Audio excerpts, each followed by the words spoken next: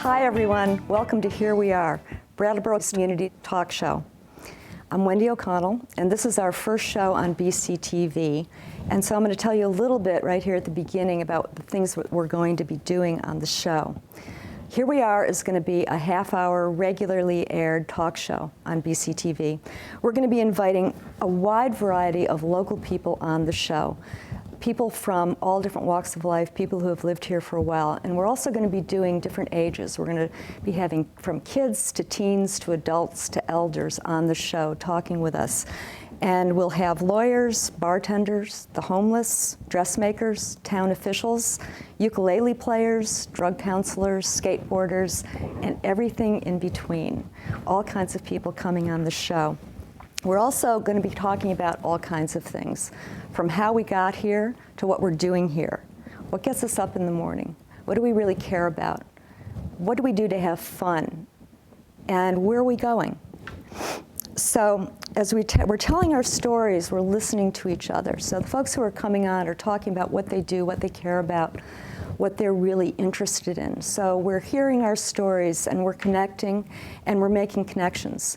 And as we do that, we realize that we are part of one community, that we have a lot of diversity, we have a lot of different stories, but we are all part of Brattleboro. The show, Here We Are, it really is all about us. So welcome, and we hope you enjoy yourself. We're planning on having a good time.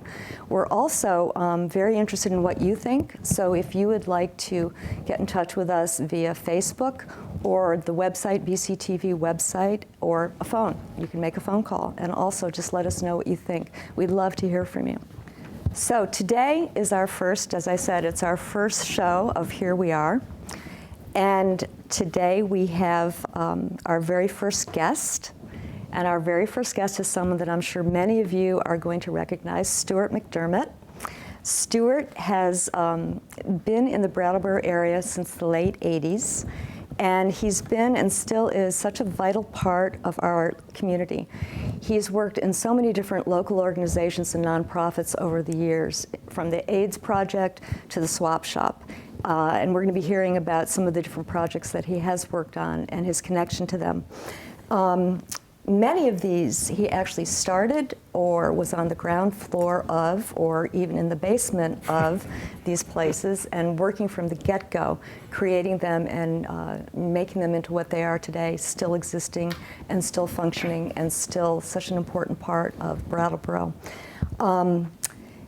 And you know, when Stuart gave me the list of the organizations that he's been in since he got here, it kind of makes your head spin. And I'm sure that you'll recognize every single one of them. They're such a big part of our community. Simply put, talking about Stuart, and I know this is very embarrassing for him, which is kind of a fun thing. Stuart has been such a major player in making Brattleboro the compassionate community that it is. And I think that, you know, knowing what he's been involved in and what he's been doing, not only will you agree, but it's really, the stories are fabulous, you know, of how these things have gotten off the ground and actually had legs and gone somewhere. Also, I have to say that Stuart does have some hidden talents, which he may or may not talk about. He has a way with plants. He has a love of historical restoration. Many, many projects has he done. And I do have to say, in all sincerity, and it's a true fact, he has one of the very best senses of humor that I know of. So we'll let Stuart talk for himself. Thank you so much for joining us, and thank you, Stuart, so much. Thank you for being with us. Thank you, Wendy. This is going to be hard to live up to. Well, you know, I'm hoping I didn't embarrass you too much. I didn't want to, but you know, what the heck. But you can't help it. Yes. Good to embarrass me. It was fun. Yeah, yeah. So I think maybe what the best thing to do is to just start with how you got here. By car. No, I grew up in the Midwest, and then after college, and was in the Peace Corps down in South America, and then was drafted and wanted to be an actor. And so I was in New York City for quite a while and studied at the neighborhood playhouse with Sanford Meisner, which was an amazing, wonderful experience.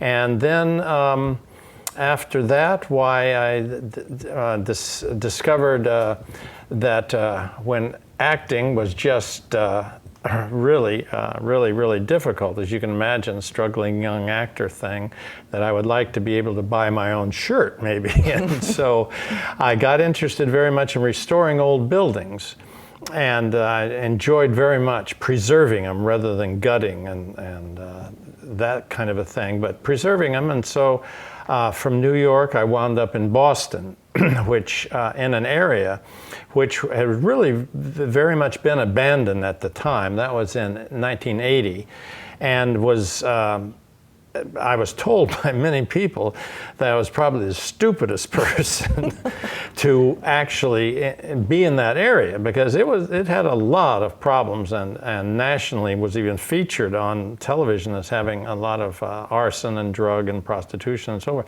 But I loved the old buildings. They were fantastic, old Victorian buildings. And so where I went in and started working on those old buildings, preserving them, why many people said I was really a waste of time, a waste of money, and so forth. But I really liked it. I very much enjoyed it.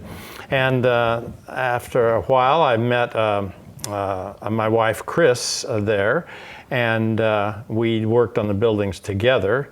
And then decided that, well, because I was very much involved in trying to create a community in that depressed area.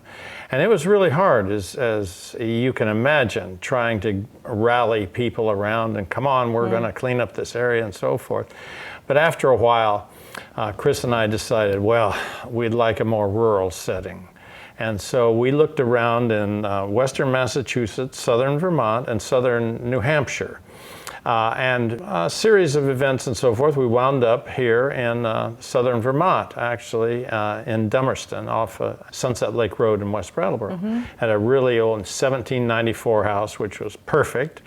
And so that was, I guess, in '86, we came up here. And so that's the roundabout way of how we got here. That's a pretty interesting story, and you know, I just want to back up a minute on that story, because I think there was a piece in there where you were part of the Peace Corps. Oh yes, yeah. Which is kind of interesting, given, you know, the many things that you've done since then. Yeah, that was a wonderful experience. I was in the Peace Corps right near the start. I was in '64 and '66. That's early, yeah. Yeah, and I was in Venezuela. And poor dear Venezuela's having a rough time of it now, but it's not because of me. No, Good to know. I left in '66, and it was a great experience, not unlike community building, because our group really had no talents at all, like teachers, engineers, doctors, medical things. We were called community development volunteers, which meant that we went into rural communities and did whatever we could to benefit the people. And it was a great experience in that you got to know the people, and then what was going to help them out? What could we possibly do to benefit them? And we built latrines. It was very, very rough, rural, and built latrines, had education programs for women, which was a little bit dicey, but the women really appreciated it. With kids, their kids were really left to fend for themselves, but we started a big kid sports and craft organization there, kind of.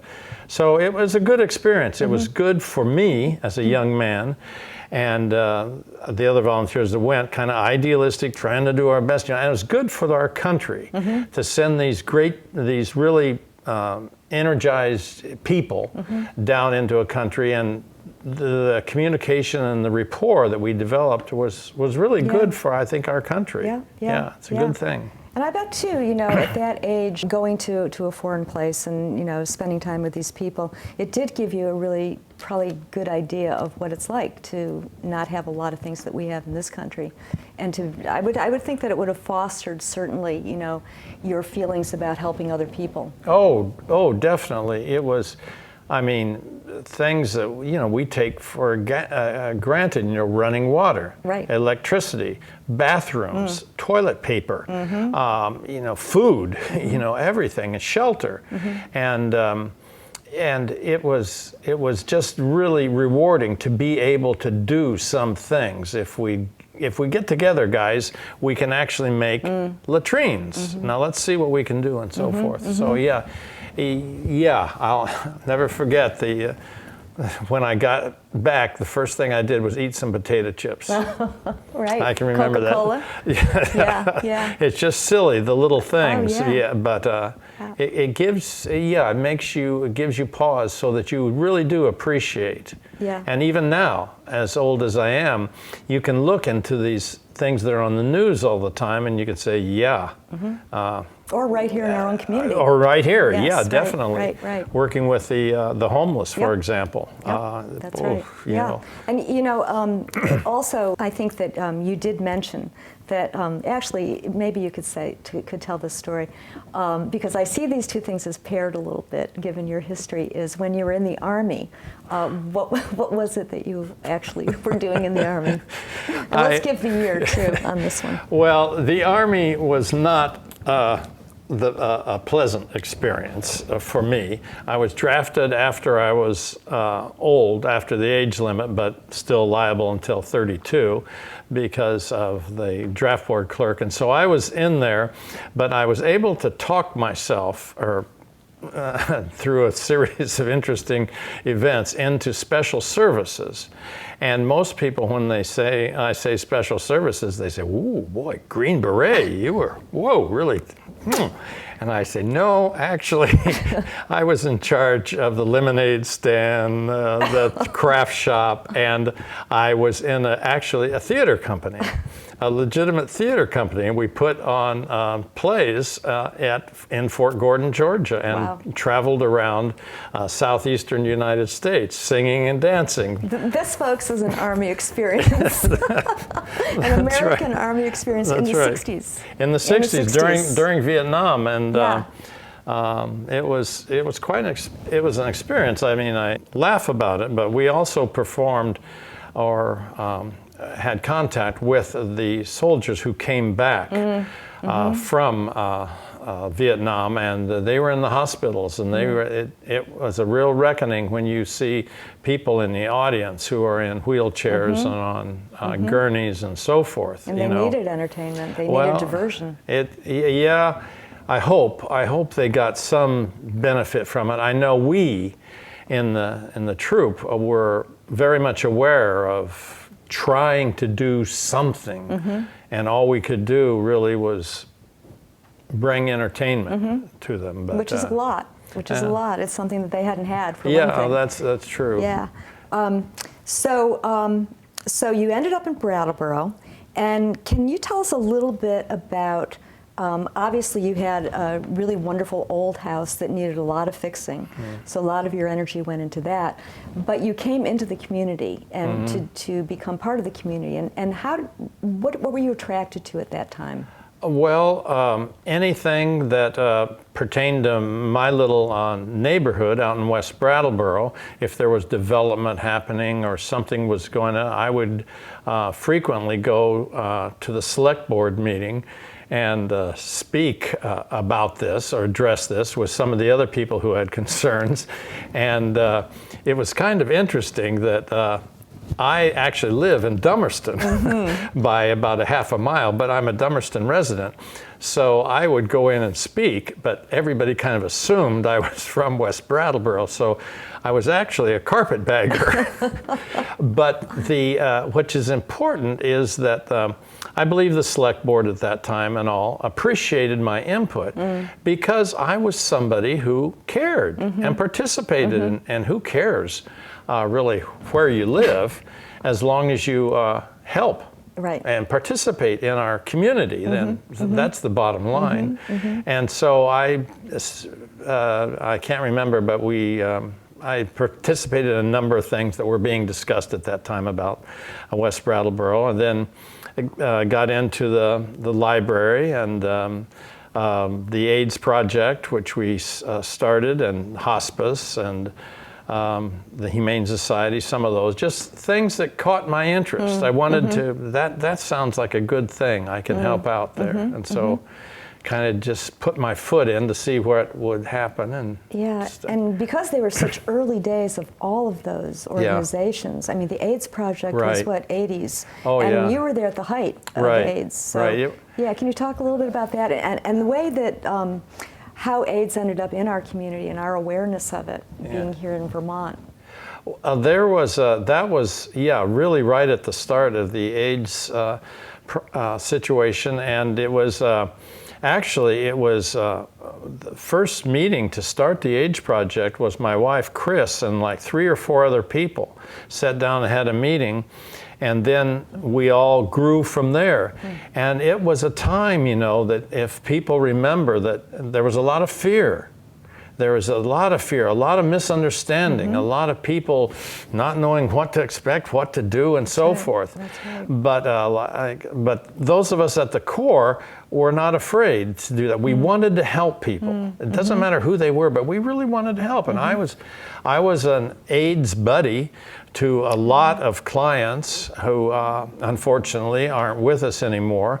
But it was something we could do to help, and that core group really developed into what the AIDS Project is now today here in Brattleboro. It's very well respected, not only in Brattleboro, but by other organizations around the country. The Brattleboro AIDS Project, which is now called, something else. Well, that's the thing with a lot of these projects. Actually, a lot of your acronyms have changed over the years. Yes, that's right. It's kind of interesting. Yeah, and so you were able to see not only the effects of your help and your assistance, but also to see the organization grow in the community and become a huge part of the community. Yes. Yeah, with any of these organizations where you jump in and help, why hopefully it's beneficial and they grow, but it's real a real combined effort of everybody who joins into it, and then everybody kind of does their thing, you know, in the organization. If it's very small or what is, if you do your thing, you're going to contribute to the whole. Right.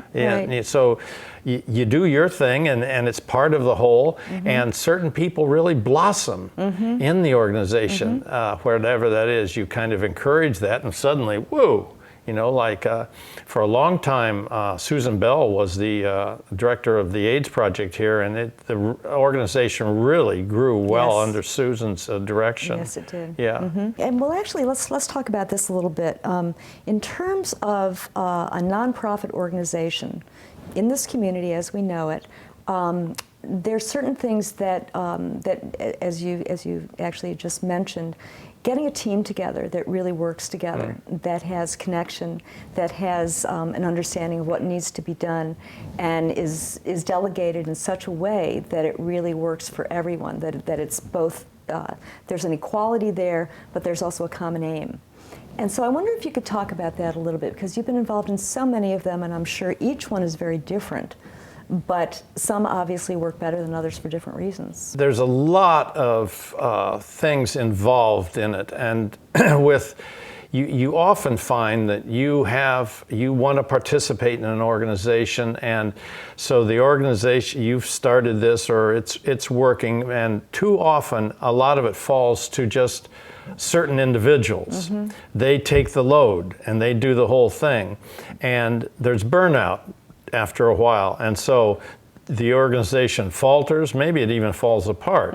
But the thing is, you've done your part. You've tried to do the whole thing, and I think the successful organizations really plan for the future.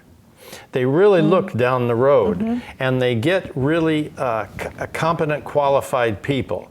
The best example I have for that is the Windham County Humane Society, which I joined way back in the 80s, and people who've been around Brattleboro for a long time know that that organization, which started in the late 1800s, believe it or not, really? yeah, and had struggled a lot, has a lot of different things happened over the years, but a bunch of us kept going, you know, keep trying to do it and so forth, but we were able to develop a director, first of all, now, Annie Guillon, who's an amazing director in the organization, and the staff around her, and then the board behind that.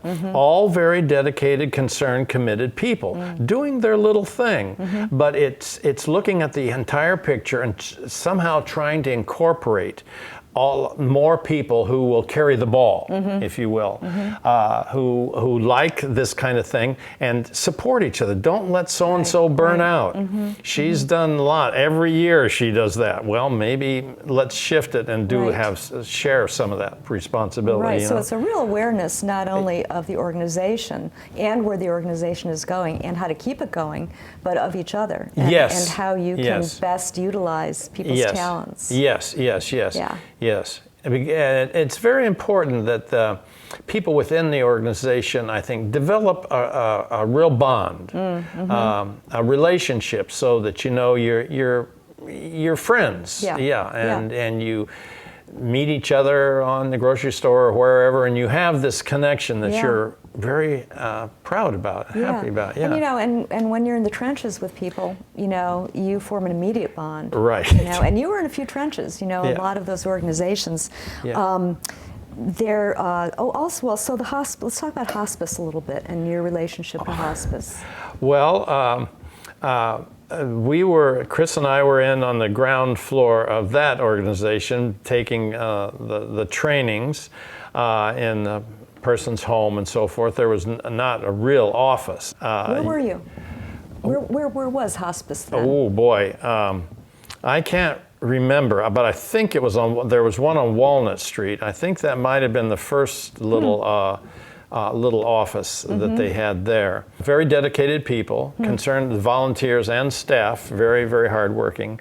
An interesting part of the hospice was that we started the what's now Experience Goods. Yes. And that was a kind of a fun experience in that Allison McCrae and Chris, my wife, were instrumental in doing this, starting the whole thing. But what we did was Allison and her husband Bill and Chris and I would load up trucks and trailers and go up to the Putney Common, and we'd have all this junk on the Putney Common as a tag sale, you know, and that's how Experience Goods started. And for a number of weeks, months, we would go up and sell junk on the Putney Common, and then it was Allison and Chris then started to solidify things in getting a place in Harmony parking lot. Right, so I remember that. It was on the corner there in Harmony parking lot. It was one little room. One little room. And boy, it was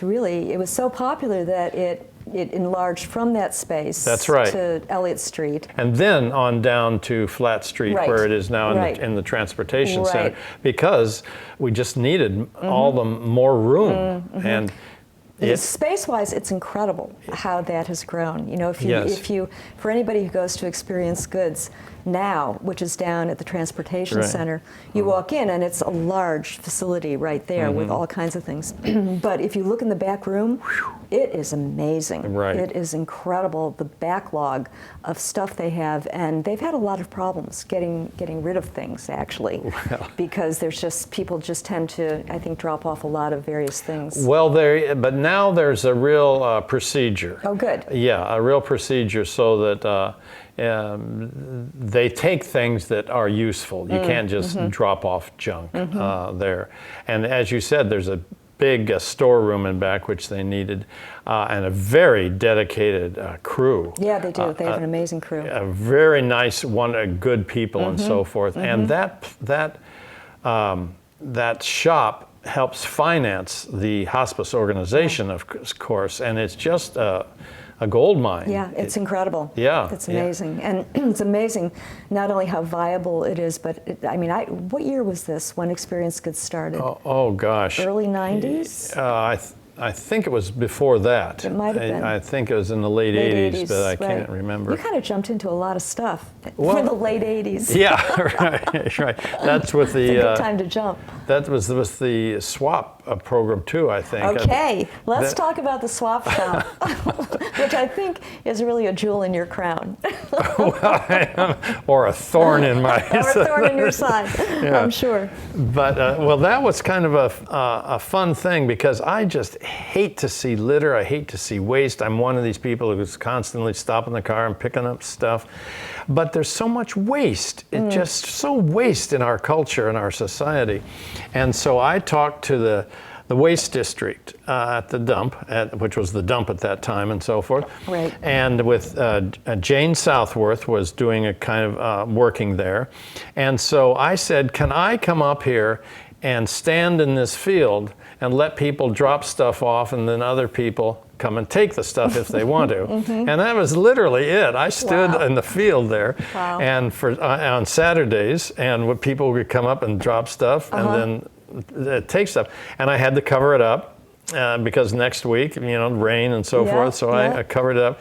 But then I got I can't remember the fellow, a really nice fellow over in New Hampshire who sells mobile homes. And I said, do you ever get a mobile home that he said, yeah, you want one? Wow. Yeah. And so he came over and brought us a mobile home. And so that was our office. What a great idea. Yeah. That's extremely creative. Recycling.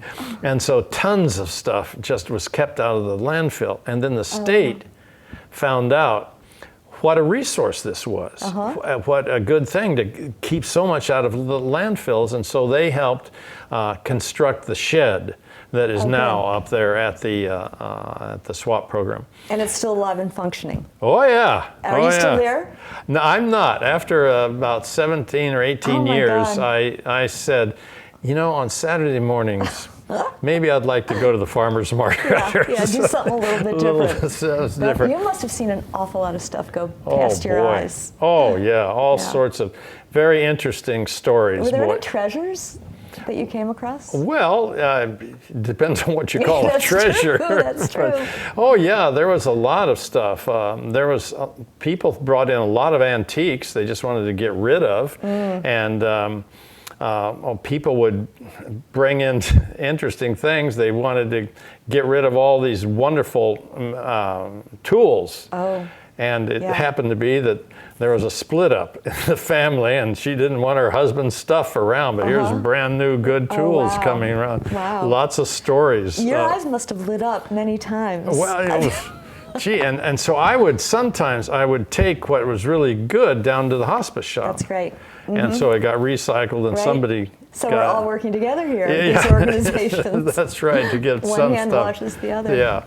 But now there's a very dedicated crew still there, still doing it, and every Saturday you never can tell what's going to come in. That's wildest stuff has come in.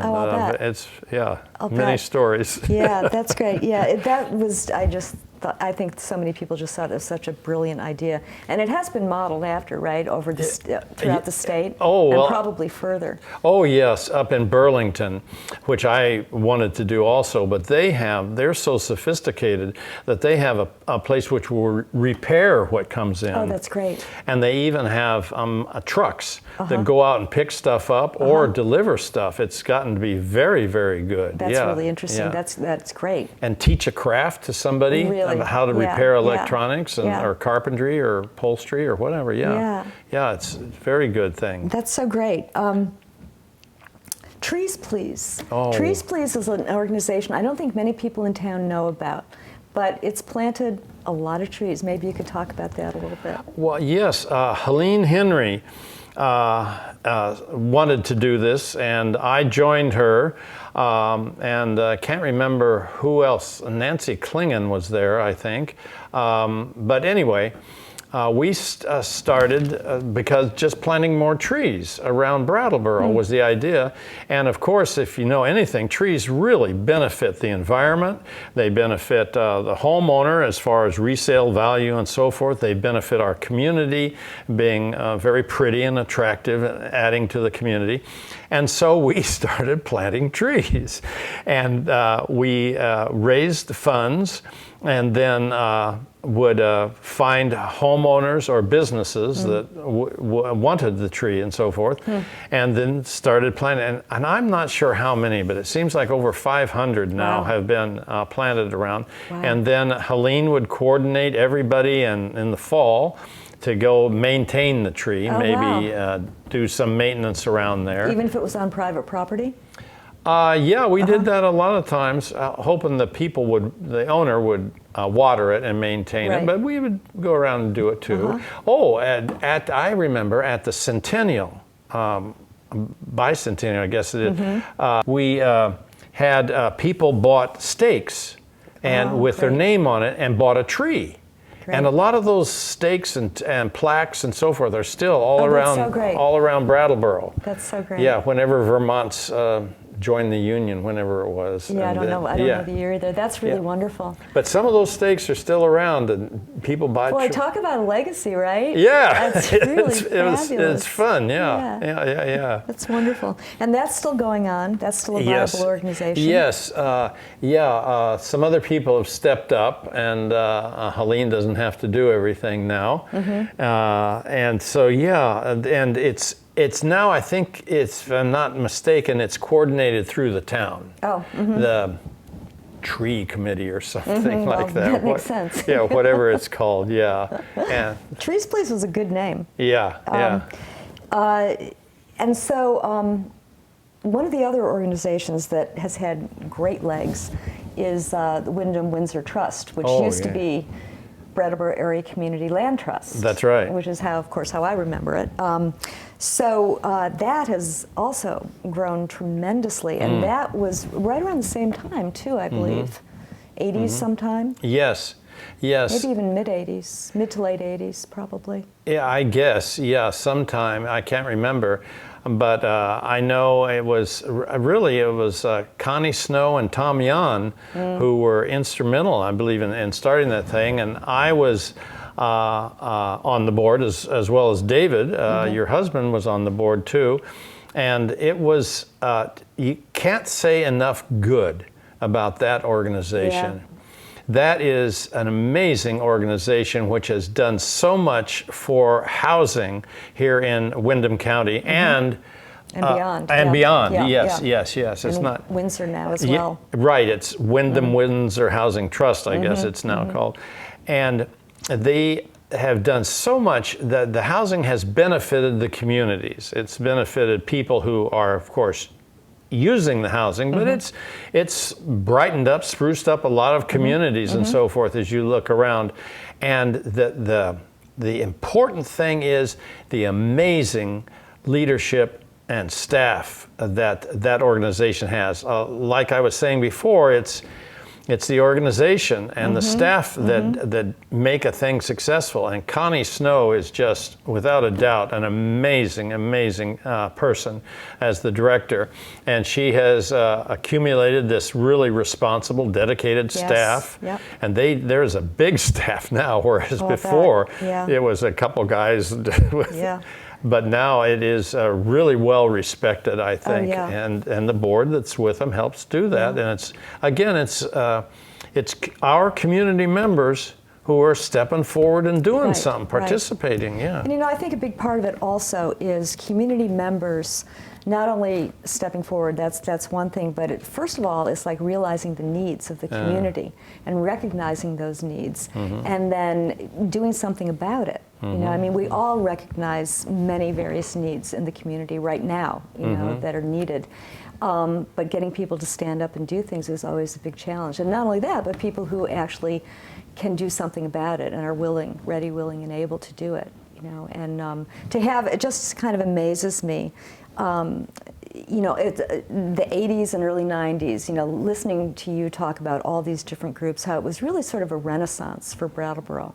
I first moved here in 1980, and some of these things obviously were in place already, but they were small little organizations. And for those of us who went through the 60s, we saw a lot of grassroots organizations happening, many of which have legs and have proved to be big forces in our communities and in our country. Right. But to take a town our size, which is not that big a town, and to have such viable and strong community organizations run by community members, not being taken over by larger organizations or moved to a larger city or town, I think it says a lot. It says a lot about Brattleboro, about the staying power, the connectivity, the attraction of why do people want to be here? And there are many people who come here for a lot of reasons, and the Housing Trust is certainly one of them.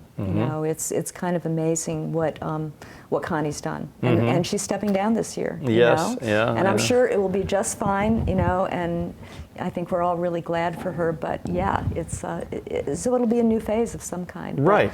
But there's such strong underpinnings, that I'm sure it will continue to be strong and wonderful in the community. Just to your point of it's all community supported is, for example, the Humane Society, Windham County Humane Society, has created a new building a few years ago, and now they're going to be going even more, and they're so well respected by because of the staff in there. They were very well respected Humane Society in New England. It's amazing the reputation it has, but support, it's 100% supported by the local community. Wow. There's no National Humane Society funding or any of those any outside funding. It is all 100% supported by our local community.